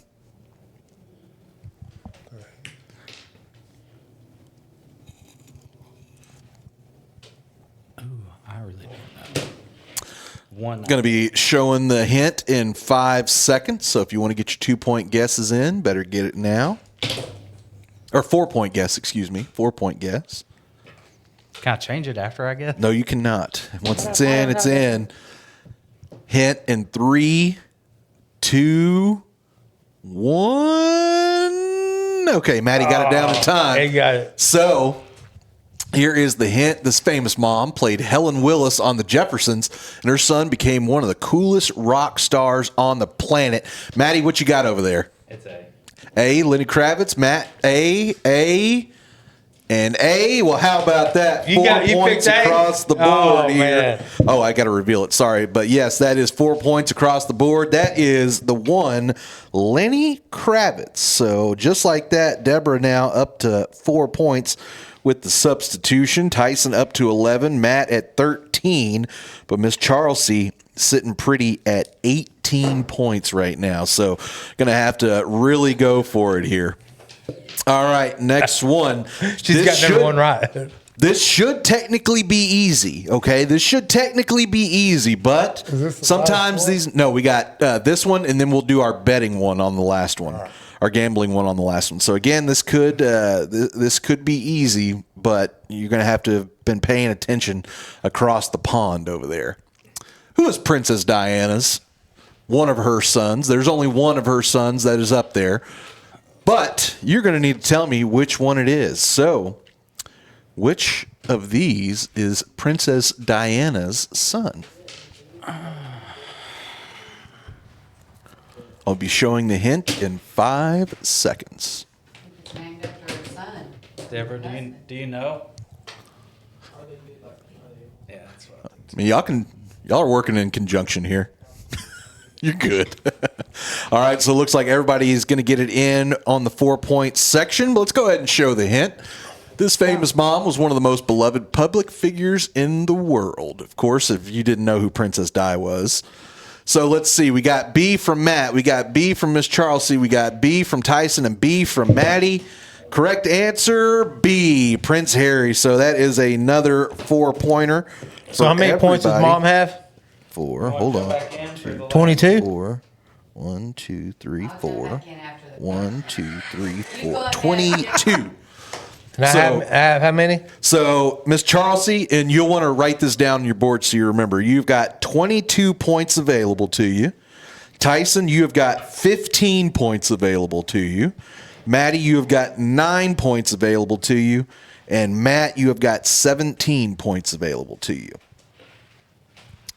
So what you're going to do is I've got one last question. It could be easy. It could be hard. It could be And there's extra no hard. hints. There's no hint. There's no nothing. You are going to bet the amount of points you want to wager.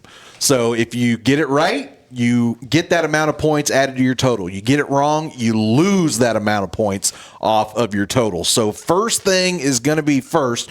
Before we even see the question, I want to write down the point totals being bet. So Matt, you look confident over there. We'll start with you. How many points are you going to bet? I'm all in. All in at 17 points. So no strategy, just pushing it all straight in. Okay. What about you, Maddie? What are you doing over there? Deborah, we have 9 points. What do you want me to bet? We better just go all in. All right, we're all in. That makes sense. Let that one ride. Uncle Ty, you've got 15 points. You are 7 points behind the leader. What are you going to do? I'm going to bet 1 point. 1 point. Okay. And Miss Charlsey, you are sitting in the driver's seat right now, so we're going to ask you last. 22 points available to you. What are you going to bet on this last question? I'm gonna go all in. She's going to go Oh! in. Push it in. My goodness. So if She everybody... ain't scared. The way it sits right now, if everybody gets it wrong, Tyson will walk away with the victory and the dinosaur mask. So we're going to hope. Got that right, Jack. All right, next question here. Which one of the Kennedys is Jacqueline's son? Who is Jackie Kennedy's son?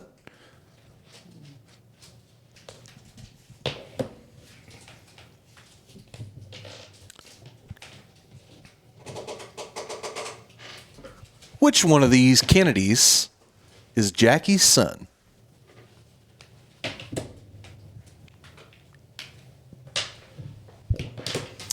All right. Go with the first place. Did you write yours down? Okay. All right. So we will start with first place. She has wrote down A. Oh. Okay. Tyson, A. Matt, B. B. B. I just And guessed. Maddie, D. D. Correct answer. Y'all, it's JFK Jr. It was John F. Kennedy's son. It's JFK Jr. I didn't know he was a junior. He died in the plane crash. He died in the plane crash. So after all is said and done, Miss I didn't see the Charlsey, junior part on there. 44 points. Tyson, 16 points. Maddie and Deborah, a big fat nothing. And Matt, a big fat nothing. So congratulations, Miss Charlsey. But the only thing is now we need to see you with the dinosaur mask. So go ahead and pop it open, put on your championship belt, and give us a big roar into that camera Deborah, can right you have there. her Come on, spot back? beautiful. Sorry, I got you 8 points and lost the money. You gotta wear the mask Well, for the I rest of didn't the give interview. you any, so we did good here. You will be nice. You can pick out whichever one you want. But we definitely need a shot with the championship belt here. Guys, I really do know something. It's just nothing about this that we talked about. She's looking Well, through hey, we them. both She's trying to was decide zero. which one she likes the best. Is that going to be the one right there? Yeah. That looks like Amos Moses. No alligator catcher. There we go. There is Miss Charlsey in her championship attire. Now give us a big roar here. Give us a big roar. There we go. All right. Well, congratulations. I heard that noise right before she hit her sister with the 2x4. Why did All right. Sorry for everybody watching at home. The camera just started following me on accident. I don't know why, but we are good to go. All right. Well, that's all I had for y'all today. Again, a big happy Mother's Day and a happy birthday to my mom and dad out there. I know they've been watching every week, so appreciate them. And sorry I didn't have a third Thanks, game for Mom. y'all today. So Well, that's okay. Do we have a couple of seconds? Oh, we have plenty of time. So we got quite a few questions that we want to ask her. You get that mic on you real quick, so everybody can hear you. Okay. We're just going to go have a little round table discussion and questions and stuff like that. Deborah, you got a couple? Well, controversial it may be, but do you believe that there's life on other planets? Yes. To what degree?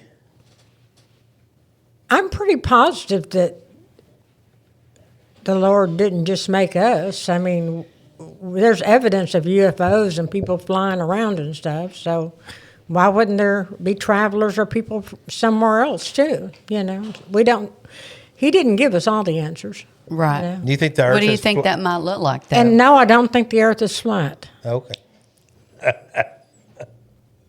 Sorry. You got anything for Tyson?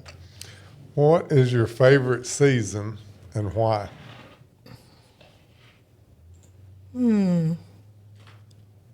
Spring. And why? Because it's when you plant things and flowers start blooming and New life? new life. I think spring The is weather. my favorite time. The too. weather. Yeah. Yeah. Me too. You know, but I do like fall too because I like the falling of the leaves and I like football. So Ooh, there's that. you know, so, There- so there kind of, is that. it's kind of a throw up between fall and spring. I like spring. It's about the best 2 weeks of our year around here. Yeah. What was your favorite football memory? Either youth, professional, what was your favorite? My favorite football memory? You just wanted to say of you. Hey, of course it's me. No, it is. That's what you are going for here. It is of you, but sometimes when he was in junior high and high school, it got embarrassing.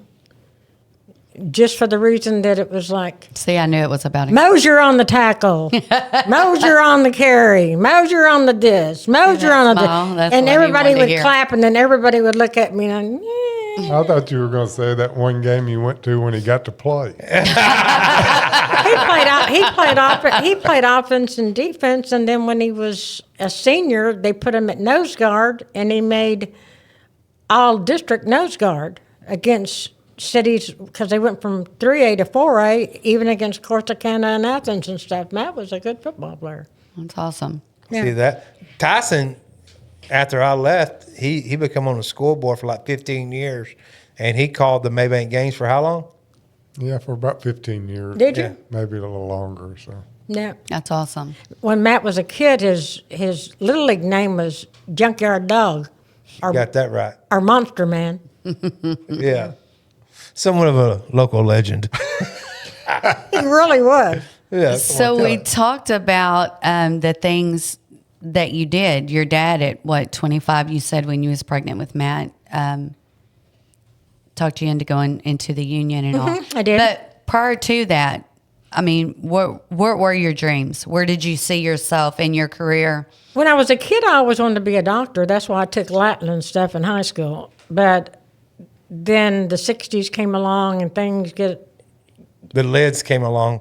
well, kids get messed up, you know, and then they don't think about things they should think about, you know, that they don't think with any sense, you know, like, Right. hey, if I've got kids, kids don't realize that once they have kids, they're never single again, even if they don't have a husband. Right. That they're tied down for the rest of their life, you know, because then they get grandkids and stuff. So, but no, I waitressed. I was a good Yeah. waitress because I can sell myself, and I even like. Hey. I even like. Hey. Well, no, I mean, when you're a waitress, you're selling yourself, just like a salesman. Yeah. You know, if you give good service and you're good to people and you do things right, you make money.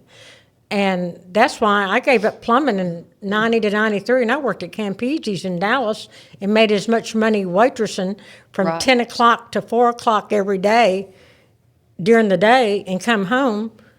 And I made as much money doing that as I did as a union plumber. So Right. Deborah's familiar with Campese's. It's one of my favorite places to go in Dallas to eat pizza. Have you ever eaten Campese's? I have. As a kid, we would come home and there'd be tinfoil, and you knew it was one of those big old square pizzas. That's awesome. Yeah. We'd come home. Oh, it's so good. They let me bring pizza home every night to the boys.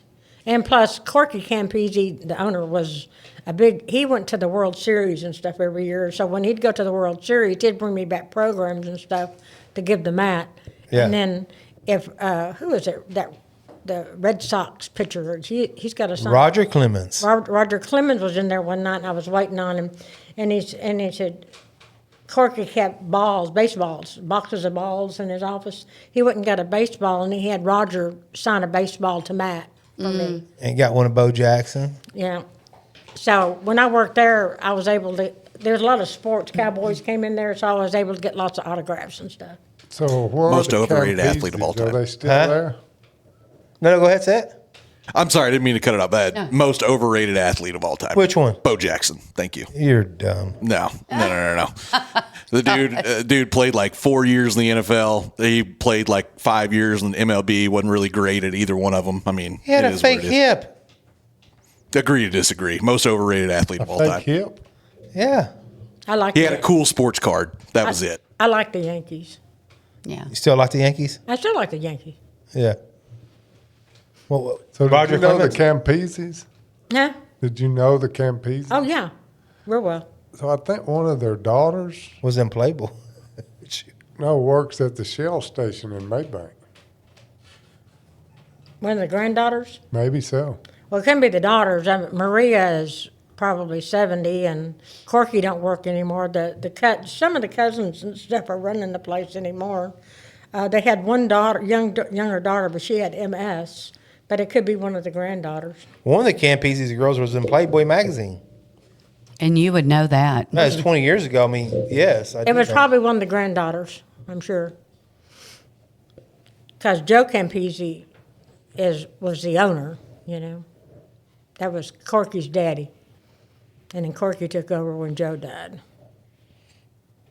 But, yeah, I saw a lot of Godfather type stuff in there. People Yeah, I coming in bet you from did. Chicago and stuff.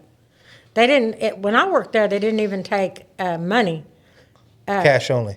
It was cash and check. They wouldn't take credit cards. And they didn't make their own ravioli. They ordered it from a shop. And there would be a black limo come up and back. And when we'd check out, they would take all the money and stack all the money in checks and put them in ravioli boxes and take it out to this limousine. It was kind of, and then when people would come in from out of town, A little sketchy. you know, you could hear the Godfather music playing almost, you know. It was, Yeah. I don't, Maybe a little bookie action going on. I don't know if I'd be able to he was eat a at big those bookie. places. Big bookie, Yeah. big bookie. But there's a lot of people came in there, a lot of money. It was out there in Highland Park, you know, Yeah. a lot of money. The Egyptian Cafe. I made good money. Best salads ever. For something as simple as their salads, it's the best salad ever. That and the Joe's Toast. Joe's Toast is good. I would have felt so eerie if all that stuff was going on around me while I was trying to just eat a simple pizza. You're talking about someone that hit people with 2x4s and had a lid business in the union. Money. You know what? You know why This I is my went to, mother-in-law, guys. Like, she's got my back always. Yeah. you know why I went to work there was because that referee and those two sports guys were there, and the two waitresses were working nights, and I can't think of their names because I worked with them. They were walking out to the parking lot. Somebody tried to rob them, and that one guy got shot and paralyzed. He was a National League referee. They were national sports people, and that one of them got shot, and it paralyzed him for life. And I thought, I'm going to go to work for some place where people want to rob the waitresses. You know, if they're walking out with that kind of money, that's where I need to work. So I went Boy, up that there is a and way I- to think right there. Well, I mean, I'm if serious, somebody's though. somebody's trying to rob the waitresses, that's where I need to be. You know. Yeah. She don't know me at all. I'm a thug. I'm a real thug. Good job, Taylor. You on it today. So, I mean, really, you know. If you're going to make money, you want to be somewhere where they're making money, you know. Yeah. I got a Well, good one that's a for good you. one. What's the most memorable gift you've ever received? Yeah, that's a good one. that is a good one.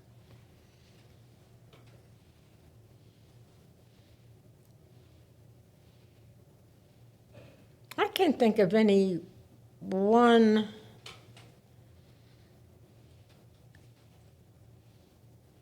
I got lots of gifts from my granddaughters through the years, and it's plants I still have in my yard that are memorable. But the one thing that I remember is when I was 9 years old, and my mother bought me a peignoir set, like a nightgown with the robe that matched it to go over it. Because I was 9 years old, and it made me You felt fancy. Yeah, it made me feel like I was all grown up. You know, Right, that's like a one teenager. thing. That's one thing I remember. Is when I'm young, and my first pair of roller skates were regular roller skates. You didn't need a key; they had boots on them. Okay. Well, Tyson, she did tell me yesterday while I was eating dinner after church that she really enjoyed the pear tree that me and my wife bought her a couple years ago. Oh yeah, it's got pears on it this year. Wow. So it's That's like year awesome. 3, year 4 that she's finally got some pears growing on it. So, I love Well, that. I would too have one if a horse hadn't ate it that I let stay. Yes. Take But over. all a lot And of horse, a lot of my guys. rose bushes in the front of my property by the street, you know, the girls gave to me That's for, awesome. for And they're Mother's Day beautiful. and stuff. And we have a rose bush on the corner of our porch that you gave us. yeah, A yellow rose, because Deborah's favorite color is yellow. And we still have that. Yeah. yeah, things people give you to plant, you can look at them in later years and know that, you know, whoever gave it to you, that it makes you think of it. You don't have a wishing well in your backyard, do you? No. No, Probably some dead husbands down Dead at the deep. bottom of it. So we have talked a lot I about. got chickens and 2 guardian dogs. So we have talked a lot about, you know, all the lids, selling the lids, and the roaches in the windows, and the husbands, and what you've been through. But tell us about the biggest thing. I mean, this is going to go a little bit on the spiritual aspect of things, but I love it when you tell the story that you didn't know you was broken.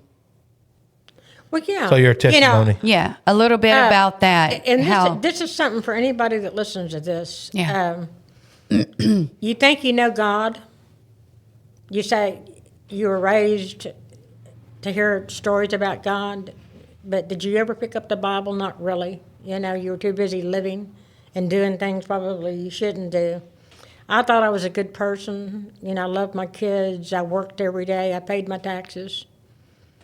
But until I stepped foot in the Cedar Creek Church, I didn't realize I was broken yeah, I love it. until God fixed me. Right, I love it when she tells that. And it's the truth, because until you get a relationship with the Father, all the other stuff means nothing. Because it's all about the faith and knowing. And I had trouble with the faith, and it almost killed me at Christmas. Mm-hmm. You know, because I wouldn't stop working. And I had to slow down and take in time to read my Bible more and to study more and do more what He wants me to do. I'm more at peace now than I've ever been.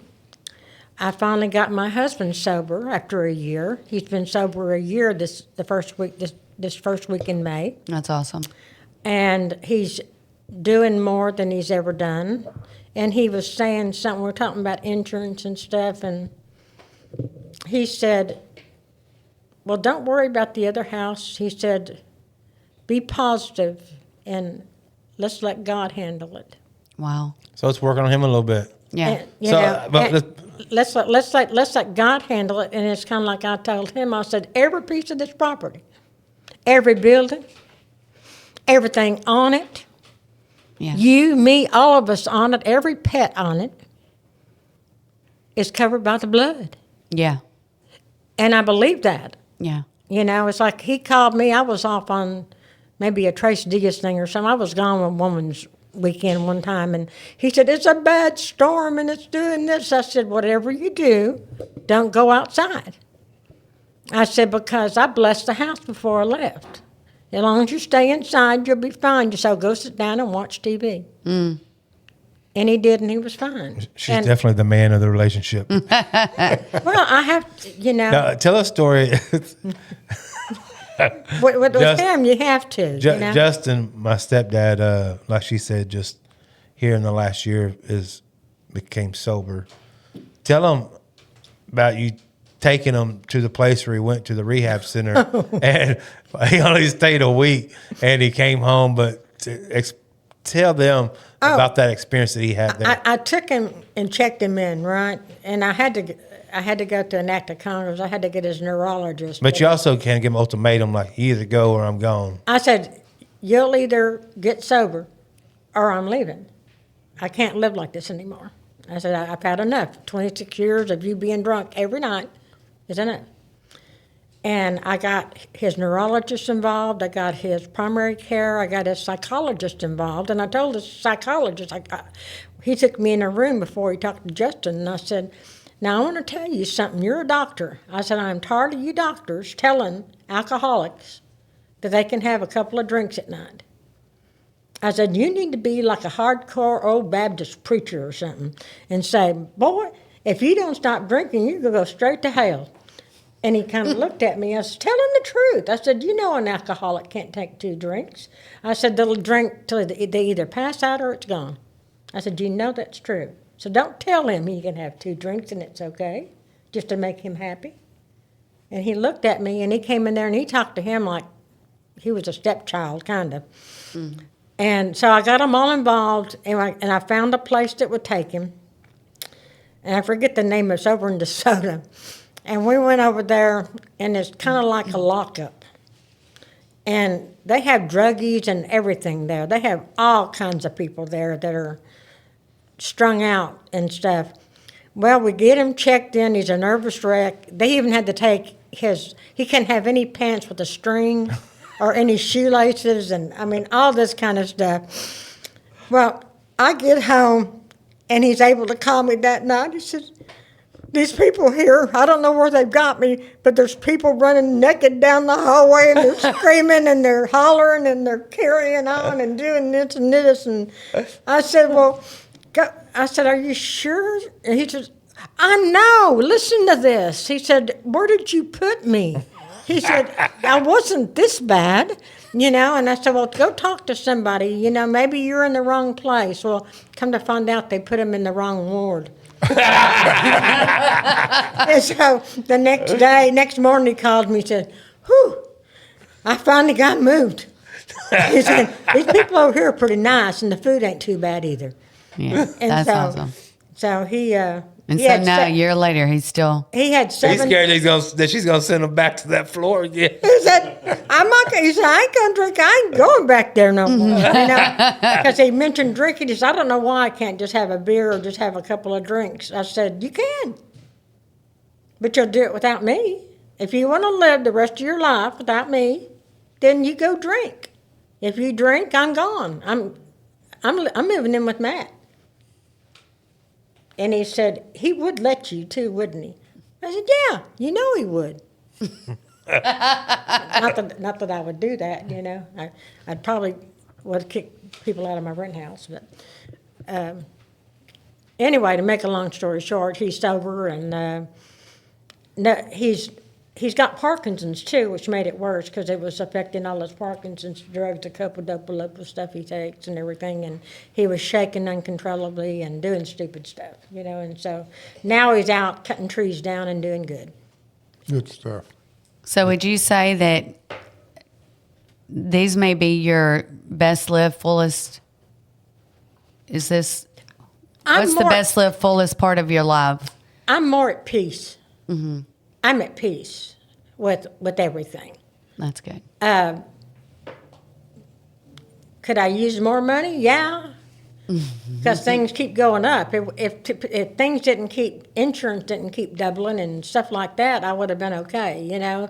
I worry sometimes about certain things, and I shouldn't, because God's got me. Right. Because He told me He did. Mm-hmm. Absolutely. So something always comes up to make it right. Yeah. And so I just have to have the trust that everything will turn out like it is. And I'm really excited about my granddaughter moving down here. I'm excited to get to know those 2 girls, my great-granddaughters, Kai and Karma, better, and getting to watch them for a while this summer. Yeah, absolutely. And So yeah, I'm at peace with that. I'm at peace with maybe working part-time a little bit, and I still have time. I can read my Bible and study and watch TV and do what I want to do. So yes, right now I'm good. Awesome. I don't know if this is like the cutoff point here, if we're getting there, but I feel like that we are. But so what is some of with your life wrapped up, what is some of the best advice that you can give to someone? What would be your best advice you could give someone? Go to church. Live the best life. Be the best you can be. And just remember, when things are bad, nothing is ever as bad as it seems at the time. Right. That there's always daylight in the morning. Yeah, absolutely. Absolutely. And love God. Yeah. God, for sure. Because even when you're not going to church and walking with Him, He never leaves you. Right. He's been with me in some of my darkest hours when I wasn't even serving Him. Right. And I've seen some miracle things happen. Yeah. So God never deserts you. It's you walking away from Him, because He's always there. Absolutely. Because once you're His, you're His. Now, can you keep doing the things you're doing and go to heaven? I don't think so. I don't think once saved, always saved. But I would tell someone to go to church and get locked into Jesus. Get locked into Jesus, because it's so good. Yeah. Knowing the peace that I have. Yeah. That only comes from Him. That my life is going to be okay. Yeah, absolutely. And so, obviously, those who know this, because I'm Matt's wife, this is my mother-in-law. She's so awesome. She's so strong. And that's how she created this one over here. He's such a hardhead. He's totally a hardhead. He's such a pain in my rear sometimes. But this is exactly where he got everything he knows about his work ethics and being on time. Yes. Never being late. And that's totally all because of her. Everything she instilled in him and all those good things. So I'm grateful for my mother-in-law. We'll end on this. One of the funnest things I get to do now is when we go to church, and we're at church together every Wednesday and Sunday when she's obedient. And but one of the things is I'm over the greeters and ushers, and I'm basically her boss there, and she has to do what I tell her to do. And I don't think she liked it right away, but she has adjusted very well with it. And sometimes when I tell her stuff, she just looks at me and rolls her eyes and walks off. And earlier on, I think she quit a handful of times. We get in arguments about stuff outside of church, and she'd get mad and leave. But she always came back. And I love you, Mom, and thank you for being on here. I wanted to have you on here for Mother's Day, but time is short, and this is something that I can always look back on and see. I'm saying you're dead right now. I'm just saying. You want my dragon face? I'm just saying, in the future, there's something. He'll be able to cherish this moment. Yeah, absolutely. For sure. So I love you. This is Beyond the Blueprints. Happy Mother's Day last weekend. We'll tell you again. Thank y'all. Check us out Wednesday, 11 a.m. It's dropping on Beyond the Blueprints Facebook page, YouTube, and all the other stuff. Thank you, Taylor. Thank you, Tyson. And thank you to my beautiful wife. Y'all take care.